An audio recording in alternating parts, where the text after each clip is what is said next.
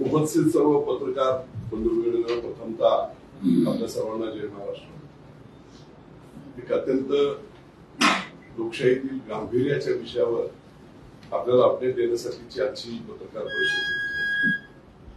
आपल्याला कल्पना आहे की जगातल्या सगळ्यात पॉवरफुल अशा लोकशाहीमध्ये डॉक्टर बाबासाहेब आंबेडकरांनी प्रत्येक व्यक्तीला, तो मुकेश अंबानींना एकच मत आणि एखादा शूटिंग करणाऱ्या एका महिलेला सुद्धा एकच मत, अशा प्रकारची व्यवस्था करून योग्य सरकार येण्यासाठीची व्यवस्था केली.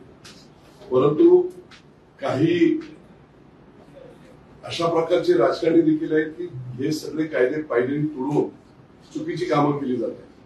2019 ला माझा पराभव झाला आणि त्याचं खरं कारण काय ते आता माझ्या लक्षात आलं. मी गेल्या काही दिवसांपूर्वी या याद्यांचं सर्व समीक्षण जे आता प्रसिद्ध झालेले आहेत आणि 5 ला फायनल होणार, या याद्यांचं सर्व परीक्षण करत असताना असं लक्षात आलं की पलूस कडेगाव 285 विश्वजित कदमांचा जो विधानसभेचा भाग आहे, त्या पलूस कडेगाव मधले 32,767 मतदार हे पुरंदर विधानसभेमध्ये लावलेले 202 आणि म्हणून त्याचा पुरावा म्हणून या याद्यांचं कंपॅरिझन करून याची कंप्लीट 1075 पानाचा रिपोर्ट, सॉफ्ट कॉपी त्याचबरोबर हार्ड कॉपी इलेक्शन आयोग दिल्ली, इलेक्शन आयोगाचे मुख्य अधिकारी मुंबईत मंत्रालयात बसणारे श्रीकांत देशपांडे या सर्वांना दिली गेली आणि त्यांनाही हे पाहून सगळं शॉक झालं की एक नाव म्हणजे उदाहरणादाखल आता मी तुम्हाला सांगतो, आमदार भास्कर तुकाराम 202 विधानसभा मतदारसंघामध्ये आंबेगावमध्ये ते आहेत आणि तो तीच व्यक्ती 285 मतदारसंघामध्ये म्हणजे सांगलीला पाठ क्रमांक 121 सिरियल नंबर 235 वर आहे. आणि त्यामुळे ही जी 32,767 नावं जी तिकडची बोगस इथे नोंदली गेलेली आहे, ही नावं ताबडतोब रद्द करावीत म्हणून मागणी करत मी इलेक्शन आयोगाला तशा प्रकारचं पत्र दिलं. तेवढंच नाही केलं की ही रद्द करा आणि याचा क्लॅश कदाचित इतर ठिकाणी देखील असं बोलत जाईल. परंतु दोन्ही बेनिफिशरी, एका बाजूला सांगली पलूस कडेगावमध्ये विश्वजित कदम आहे आणि पुरंदरला त्यांचे सख्खे मेहुणे हे संजय जगताप आहे. 2 वेळा माझ्यासमोर पडले होते, ते का जिंकले त्याचं कारण आता माझ्या लक्षात आलं की दोघी बेनिफिशियरी, त्यामुळे लिंक आहे दोघांमध्ये. आणि म्हणून आम्ही असं केलंय की अशा प्रकारची जी नावं ज्यांनी बोगस अधिकाऱ्यांनी लावली त्या तत्कालीन अधिकाऱ्यांवर फौजदारी कारवाई करण्यात याव्यात आणि त्याचबरोबर जे मतदार दोन्हीकडे त्यांनी खोटी कागदपत्र देऊन, ऍफिडेव्हिट, शपथपत्र देऊन मतदानाचा अधिकार मिळवून घेतलेला आहे, अशा लोकांवर कायदेशीर प्रक्रिया, फौजदारी प्रक्रिया कराव्या अशा प्रकारची विनंती मी मुख्य निवडणूक अधिकारी महाराष्ट्र यांना केली. मला सांगायला आनंद वाटतो की त्यांनी ताबडतोब त्याच्यावर ऍक्शन घेतली आणि सांगली, पुणे कलेक्टर, सांगली कलेक्टर, संबंधित सर्व एसडीओ म्हणजे प्रांत अधिकारी हे सेंट्रल गव्हर्नमेंटच्या इलेक्शन कमिशनचे निवडणुकीच्या काळात न्यूडल अधिकारी असतात, त्या सगळ्यांना घेऊन या बाबतीमध्ये प्रक्रिया सुरू झालेली आहे. पण निवड प्रक्रिया होऊन ही नावं रद्द करण्याची आम्ही मागणी केली की पलूस कडेगाव मधली 32,767 नावं ही त्वरित पुरंदर विधानसभा मतदारसंघातील, आणि त्यांनी कुठे केले की शहरात केले, खेडेगावमध्ये लगेच समजून आलं असतं. शहरात आंबेगाव, येवलेवाडी, देवाचिरोळी, फुरसुंगी, भेकराई नगर हा जो शहरी भाग आहे, या शहरी भागात ही सगळी नावं लावलेली आहे. सासवड शहरामध्ये, एकाच सासवड शहरामध्ये 3700 बुधवार नावं लावली, एका व्यक्तीची 2 नावं 3 नावं, फक्त सासवड शहर 30,000 मताचं 10% मतं ही बोगस लावली 3 वेळाचे. जेजुरी मतदारसंघामध्ये 1000 नावं अशी आहेत, 972 नावं, 978 नाव आणि नीरा शहरामध्ये 572, नीरा शहर 8-7 मताचं, त्याच्यामध्ये 572 मत. शहरी भागामध्ये अशा प्रकारचं यांनी काम केलेलं आहे आणि निवडणूक जिंकण्यासाठी हा जो काय त्यांनी बनाव केला होता 2021 ला, तो समोर आलेला आहे. निवडणूक आयोगाला या बाबतीमध्ये संबंधितांवर कारवाई करण्याची विनंती आम्ही त्या केलेली आहे आणि त्यानुसार निश्चितपणे कारवाई सुरू होत आहे. आपल्या माहितीसाठी पुन्हा एकदा सांगतो, पलूस कडेगाव हा विश्वजित कदम यांचा मतदारसंघ, त्या मतदारसंघातली 32,000 नावं आंबेगावच्या परिसरामध्ये त्यांनी लावली. 202 पुरंदर हा संजय जगताप त्यांच्या मेहुण्याचा मतदारसंघ.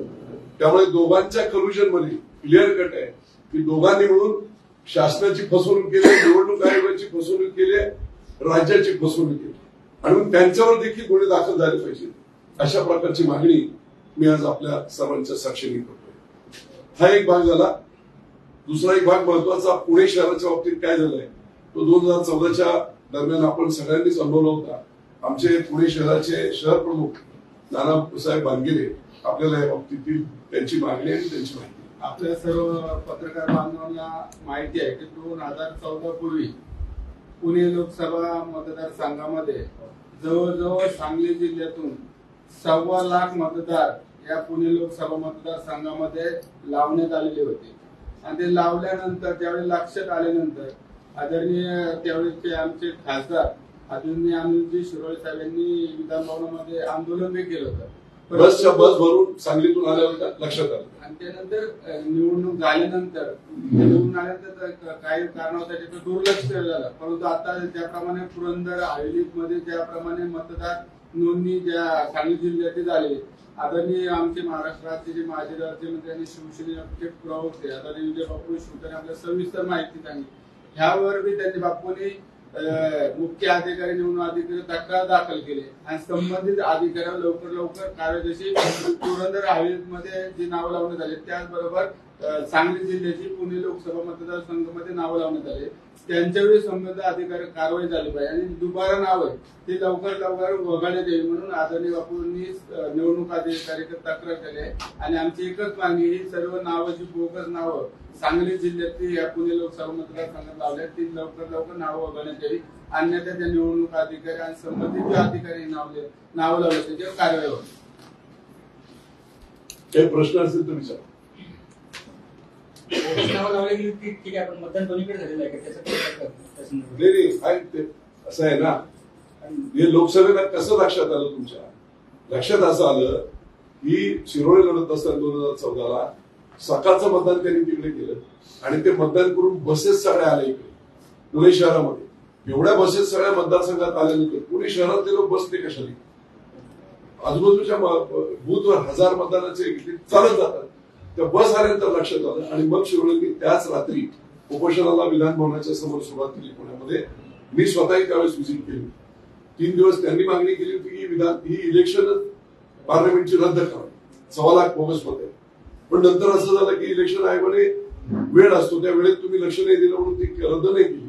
पण नशिबाने ते निवडून आले आणि निवडून आल्यानंतर ही जी 1.25 लाख मतं आहेत ती तशीच राहिली. पुणे शहरातल्या सुजाण नागरिकांचं जे मत आहे त्यांना निवडून द्यायच्या कॅन्डिडेटला त्या मताच्या विरुद्ध अशा प्रकारचं घोळ करून पुणे शहराच्या जनतेची जी इच्छा आहे तिलाही काळीमा फसण्याचा प्रकार या 1.25 लाख मतातून झाला. आणि पुणे शहराच्या सुजाण नागरिकांच्या वतीने देखील आमचे शहर प्रमुख नाना भानगिरे यांच्या वतीने देखील ही पुण्यातली सगळी मतं पलूस कडेगावची लावली. सगळीच्या सगळी मतं त्यावेळेस विश्वजित कदम लढत होते लक्षात घ्या म्हणून त्यांनी ती नावं लावली. त्यामुळे ती नावं त्यावेळेस काय लावली आंबेगावमध्ये 2019 म्हणून आमची मागणी आहे तत्कालीन अधिकारी, तत्कालीन एसडीओ, तत्कालीन तहसीलदार, तत्कालीन जिल्हा तालुका पंचायतचे जे तहसीलदार कचेरीतले जे मेन अधिकारी तत्कालीन अधिकाऱ्यांना ताबडतोब त्यांच्यावर कायदेशीर क्रिमिनल प्रोसिजर करावं. कारण लोकशाहीला धोका आहे, लोकशाहीची फसवणूक आहे. 1000 रुपये मताला घ्यायचे आणि अशा नोंदी करायचे अनेक प्रकार समोर आलेले. त्यामुळे संबंधित अधिकारी काय आता अधिकारी जे आहेत ते घाबरतात, त्यांचा संबंधच नाही. इलेक्शन आयोगाकडे तो दुबार मतदार कधी रजिस्टर झालाय सांगितलं नाही, त्याची तारीख आहे. त्या तारखेवरून त्या संबंधित एसडीओ ते संबंधित तहसीलदार यांच्यावर फौजदारी केसेस झाल्या पाहिजे. निवडणूक प्रक्रियेमध्ये अशा प्रकारचे फ्रॉड करणे, सस्पेंड होणं, कामातून बडतर्फ करणे असा कायदा आहे. सरकारी नोकरीतून बडतर्फ करणे इतका कडक कायदा आहे. त्याची अंमलबजावणी करून तत्कालीन प्रांत, तत्कालीन तहसीलदार कोण असतील, तत्कालीन निवडणूक अधिकारी या सर्वांवर फौजदारी कारवाई करून लोकशाहीचं संरक्षण करावं अशा प्रकारची मागणी आम्ही आपल्या सर्वांच्या माध्यमातून या सर्व यंत्रणेला करतो. अधिकृत तक्रारी गेल्या, काम सुरू झाले. निवडणुकीच्या काळामध्ये निवडणूक जिंकण्यासाठी असे विविध प्रकार चालू असतात, हेच माहिती. परंतु ज्यावेळेस फायनल मतदार यादी आपल्याला दिली जाते त्याच्यामध्ये तुमच्या हक्कातील सूचना मागवल्या जातात, मग त्यावेळेस आपले बूथ इन्चार्ज किंवा हे लोक ह्यांचं का लक्ष नव्हतं? एक लक्षात घ्या, नॉर्मली आता एखाद्या अधिकाऱ्याने पुरंदरच्या विधानसभेच्या अधिकाऱ्याने ठरवलं तर त्याच्याही लक्षात येत नाही. कारण हे नाव, एक नाव विजय शिवतारे इथे असेल आणि तिकडे असेल. जेव्हा 2 मतदारसंघ आम्ही कम्पेअर केले त्यावेळेस लक्षात आलं की 202 मध्ये विजय शिवतारे, 285 मध्ये सुद्धा विजय. त्यामुळे तुम्ही जे बोलताय ते लक्षात येण्यासारखं. एखादा बूथ बीएलओ असेल, त्या बीएलओ मध्ये समजा हा जो पहिलं नाव इथे दिलेलं आहे आमदार भास्कर तुकाराम, त्याचं नाव या यादीत आहे. या यादीत डुप्लिकेट असेल तर त्याच्या लक्षात येईल, पण हेच नाव सांगलीमध्ये असेल तर त्या बीएलओच्या लक्षात येईल. निवडणूक आयोगाने म्हणून आमची मागणी अशी आहे की याला सगळ्यात मोठा उपाय काय आहे. निवडणूक आयोगाने जर आता शाळेमध्ये भरतीसाठी सगळ्या गोष्टींसाठी आधार कार्ड वापरलं जात आहे, हॉस्पिटलमध्ये वापरलं जात आहे, निवडणूक प्रक्रियेमध्ये प्रत्येक मतदारांनाच त्याच्या आधार कार्डशी लिंक करायला पाहिजे. म्हणजे आधार कार्ड सुद्धा बोगस बनवणारे लोक आहेत, पण तरी याला बरंच चेकमेट होईल. आणि म्हणून मध्ये मी मागणी केली होती, निवडणूक आयोगाला मी मागणी केली होती की बारामती लोकसभा मतदारसंघामध्ये प्रायोगिक तत्वावर आधार कार्ड लिंक संपूर्ण मतदारांचं करा. 1.5 लाख लोक बोगस निघले, सगळ्या यंत्रणेने केलेले पक्षी. मी ते मागणी केली, त्याची कॉपी मी तुम्हाला पाठवून देईन. निवडणूक आयोगाला केली प्रायोगिक तत्वावर. त्यांनी आता ऑप्शनल ठेवलंय, ज्याला कोणाला आधार कार्ड द्यायचं त्यांनी द्यावं, ऑप्शनल आहे. पण ऑप्शनल न करता ते कंपल्सरी करावं, तर मग हे सगळे घोळ बऱ्याच अंशी थांबतील. तशी मागणी देखील आम्ही. आणखीन एक मुद्दा असतो की निवडणुकीच्या दिवशी, मतदानाच्या दिवशी सुट्ट्या, परंतु बरेचसे लोक, प्रमाण वाढले मतदानाचं त्याबद्दल नाही, पण बरेचसे लोक अजूनही मतदानापासून दूर राहतात. बरेच वर्ष चालू होतं की कंपल्सरी करावं, त्यासाठी काही प्रयत्न करतात. नाही, निश्चितपणे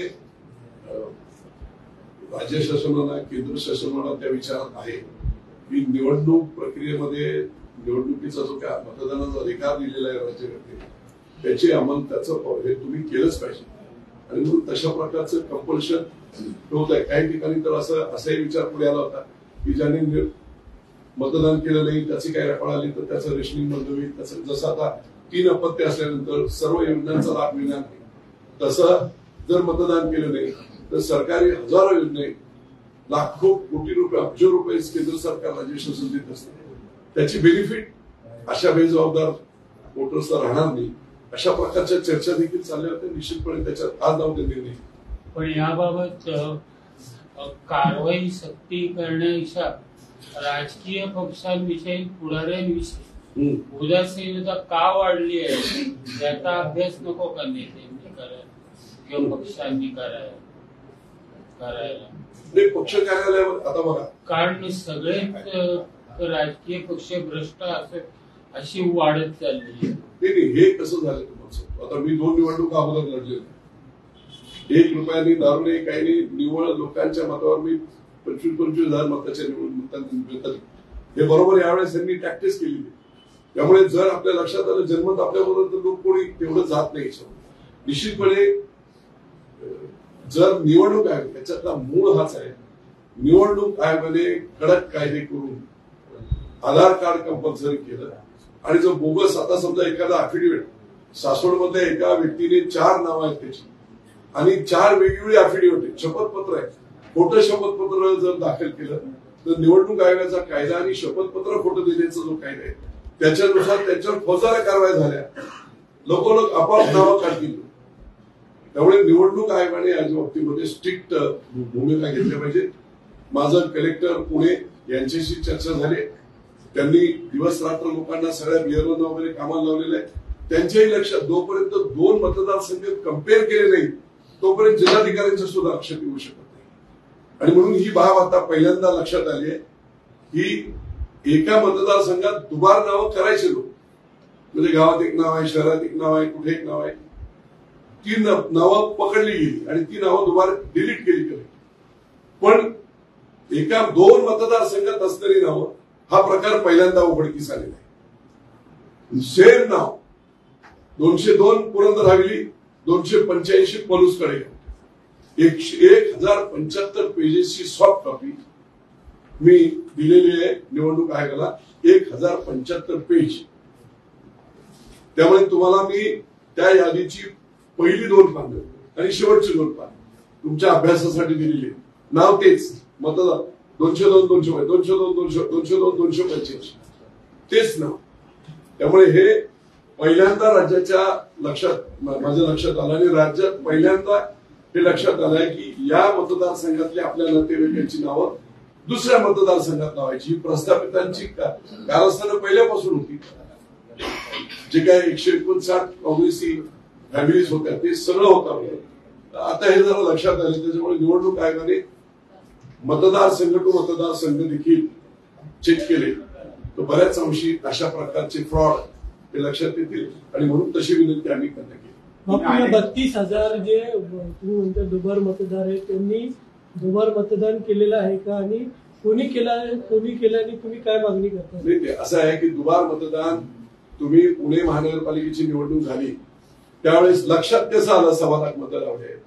लक्षात अशामुळे आलं की सकाळी अर्ली मॉर्निंग पलूस कडेगाव त्यांनी मतदान केलं लोकसभेचं, विधानसभेचं, लोकसभेचं आणि त्याच्यानंतर सगळ्या बस प्रत्येक बूथला 2-2, 3-3 बस भरून त्या बूथ मध्ये जो माणूस आहे तो माणूस त्या बसते येत नाही ना. शेकडो बसेस जेव्हा सांगलीहून आले त्यावेळेस पुणेकरांच्या ते लक्षात आलं. त्यावेळेस दोन्हीकडे मतदान झाले. आता निवडणूक आयोगाचं काम आहे की ते चेक करणे, काय करणे, ते काय आम्ही पॉलिटिकल पार्ट्या करू शकत नाही. निवडणूक आयोग निश्चितपणे त्या बाबतीतली खबरदारी. कोणी केलं ते काय नाही, तुम्ही शाहीला काय करायचे सगळे उद्योग संघटने सांगते. 2 मिनिटांमध्ये शाहीला ते आता खूप एक्सपर्ट झालेले. कोणी केलं असेल भाऊ हे दुबार? 32,000 बोगस मतदान आहे. म्हणजे तुमच्या मतदारसंघात पण ही नावे आहेत आणि बाहेर कुठेतरी आहेत. पलूस कडेगावला बाहेर पलूस कडेगाव तुम्हाला प्रूफ देतोय. 202 285 202 200 म्हणजे एकच नाव 202 मतदान आणि त्याचं पुढे 202 आणि 285 तो इथे आंबेगावला बुद्रुकला 32,000 नावांची नोंदणी करीत आहे. फ्रॉड झाला. 2019 अगोदर ही नाव नोंदणी केली. 2014 लोकसभा लढताना सुद्धा त्यांनी ते केलं. कोणी केलं असेल बापू? नाही, मला तत्कालीन मनपा अतिरिक्त आयुक्त होते राजेंद्र जगताप. त्या पुण्यातील घोळात त्यावेळेस खूप बोंबाबोंब झाली. संजय जगताप यांचे बंधू त्या अख्ख्या पुण्यामध्ये त्यांच्या नावावर त्यावेळेस बोंबाबोंब झाली ते होते आणि त्यांनी ते सगळं मॅनेज करून अधिकारी वगैरे वगैरे सगळं मॅनेज करून केले. म्हणून आम्ही म्हणतोय तत्कालीन निवडणूक अधिकारी ज्या दिवशी ज्या माणसाचं डुप्लिकेट नाव इथे झालंय त्याने शपथपत्र दिलं. त्यावेळेचे प्रांत, त्यावेळेचे तहसीलदार, त्यावेळेचे निवडणूक अधिकारी यांच्यावर फौजदारी कारवाई केली जाते. कारण हे जेव्हा दुबार नावं लावली जातात ना ती दुबार नावं अशी लावली जात नाही. फ्रॉड करून, करप्शन करून, पैसे देऊनच लावली जातात. प्रत्येक मतदाराला किती पैसे देतात हे सर्वसामान्य माणसाला जरी विचारलं ना तरी तुम्हाला माहित पडेल. त्यामुळे ही करप्ट सिस्टम झाली आहे निवडणुकीतली, धोकादायक आहे लोकशाहीसाठी. आणि म्हणून आमची ही मागणी आहे की सरकारने निश्चितपणे आधार कार्ड लिंक करण्याची प्रक्रिया देखील करावी. ऑप्शनल ठेवली ती कंपल्सरी करावी. बारामती लोकसभा मतदारसंघात ती कंपल्सरी करावी अशी मागणी मी 3 महिन्यापूर्वी प्रायोगिक तत्वावर आणि मी आकडा दिला होता की बारामती लोकसभा मतदारसंघात 1.25 ते 1.5 लाख मतदान हे बोगस नाही गेलं. बाप्पा तुम्ही ह्या विषयावर एकटं पुढे गेलेला म्हणजे बरीच माहिती संकलन केली. आता सॉफ्टवेअर किंवा कम्प्युटरायझेशन इतकं वाढलेलं आहे संपूर्ण मतदारसंघ तशा पद्धतीने जर नाही आता पुढे सांगतो त्या दृष्टीने जर तुम्ही प्रयत्न केला वरपर्यंत. आता इलेक्शन कमिशन डिजिटलायझेशन आणि सॉफ्टवेअर तंत्रांचा प्रचंड मोठा वापर आहे. तुमच्या माहितीसाठी सांगतो पुणे जिल्ह्यामध्ये सेम फेस एक माणूस पुण्यामध्ये रजिस्टर आहे खोटं आणि तो कुठेतरी शिरूरला सुद्धा चेहरा सेम. 1,14,000 सेम फेस असणारे मतदार केंद्राच्या निवडणूक आयोगाने जिल्हाधिकाऱ्यांना कळवलेले आहे की यांची तपासणी करा, चेक करा आणि नाव रद्द करा. 1,14,000 फक्त पुणे जिल्ह्यात. एवढ्या आता निवडणूक आयोग आहे, नवीन तंत्राचा, सॉफ्टवेअरचा, कॉम्प्युटरचा वापर. म्हणून ही नावं तरी मला कशी कळाली? कम्पॅरिझन केलं 202 आणि 285, तेव्हाही नाव आले. म्हणजे एक नाव आमदार भास्कर, पहिलं नाव 202 मध्ये नोंद आहे, तसंच ते 285 मध्ये. पण तो मूळ कुठचा आहे? सांगलीच आहे. एवढं इथे बोगस नोंदणी 285तले परुस कडेगावचे मतदार इथे आणून त्यांनी लावलेले आहेत. भारतीय विद्यापीठाचा जो परिसर आहे त्या सगळ्या परिसरामध्ये त्यांचा होल्ड आहे, तिथे त्यांनी ते बोगस टाकले. बापू, हे जे बोगस मतदार आहेत तेच तुमच्या पराभवाचे मुख्य कारण असेल? मुख्य कारण तेच आहे. मी तुम्हाला सांगतो, 32,000 मतं इथे, 3,766 मध्ये 25,000 जिथे मतदार आहे तिथे 3,700, 3,300, 10% बोगस. जेजुरीमध्ये 978 आकडा, निरा छोट शहर 572. ह्या सगळ्या खेळ्या करून, नाही तर 2 वेळा पडले होते ना सपाटून. ह्या खेळ्या करून त्यांनी केली लोकशाहीचा गळा घोटली. कोणी? संजय जगतापांनी घोटला आणि कोणी घोटला? माझ्या मतदारसंघात मी सांगतो ना, नावच आहे ना, नावासकट सांगतोय ना. बेनिफिशियरी कोण आहे हे जर मतदार दुसरीकडचे कुठचे असते ना, मी संजय जगतापांना ते बोललो नसतो. पण हे मतदार त्यांच्या सगळ्या 100% 32,000 मतदार पलूस कडेगावच्या त्यांच्या मेहुण्याच्या विश्वजित कदमांच्या मतदारसंघातले. म्हणून डायरेक्ट आरोप आहे, दोन्ही लिंक आहे. एबीपी माझा, उघडा डोळे बघा नीट.